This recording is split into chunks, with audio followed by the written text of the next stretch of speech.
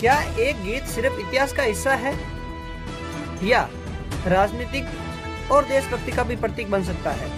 हाल ही में संसद में वंदे मातरम की 150वीं वर्षगांठ पर गर्मा गर्मी बहस हुई। बीजेपी कहती है कि कांग्रेस ने इतिहास में इसे सही सम्मान नहीं दिया। कांग्रेस का कहना है कि बीजेपी इसे ट्विस्ट करके राजनीतिक लाभ ले रही है। आज हम दोनों पक्षों के लीगल और सोशल इम्प्लीकेशन को समझेंगे कि वंदे मातरम जो है वो स्वतंत्रता संग्राम का प्रतीक है। इसे गाने से बच्चों और नागरिकों में देशभक्ति की भावना बढ़ती है।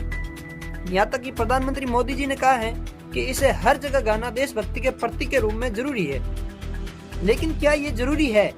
हमारे संविधान में आर्टिकल 51A के अनुसार नागरिक का कर्तव्य है कि वह देशभक्ति की भावना रखें। सुप्रीम कोर्ट के कई जजमेंट के अनुसार राष्ट्रीय प्रतीकों का सम्मान करना लीगल और कॉन्स्टिट्यूशनल है। मल्टीलिंगुअल और डाइवर्स जैसे देशों में एक ऐसा सिंबल होना जरूरी है जो सभी को इमोशनली जोड़ सके। ये इतिहास और कल्चर हेरिटेज को याद दिलाता है। लेकिन सवाल ये है कि देशभक्ति हमेशा झूठी नहीं हो सकती, लेकिन इतिहास का सम्मान जरूर होना चाहिए। वर्तमान बहस को कुछ नेताओं ने जो है पश्चिम बंगाल चुनाव से जोड़कर देखा। कुछ कहते हैं कि बीजेपी इसे अपने राजनीतिक लाभ के लिए उठा रही है। संविधान के आर्टिकल 19 और 25 के तहत इंडिविजुअल चॉइस और रिलीजियस फ्रीडम सुरक्षित है।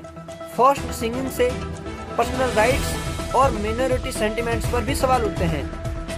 यहाँ तक कि असउद्दीन ओवैसी ने स्पष्ट कहा है कि आप हम पर थोपोगे तो ये संविधान के खिलाफ है। कांग्रेस दावा करती है कि बीजेपी इतिहास को ट्विस्ट कर रही है, ओरिजिनल इंटेंट और कल्चर को बदलकर पॉलिटिकल वेपन बनाया जा रहा है। देशभक्ति जबरदस्ती से तो नहीं आ सकती, ये दिल से महसूस होनी चाहिए। वंदे मातरम का महत्व अनडिनेबल है।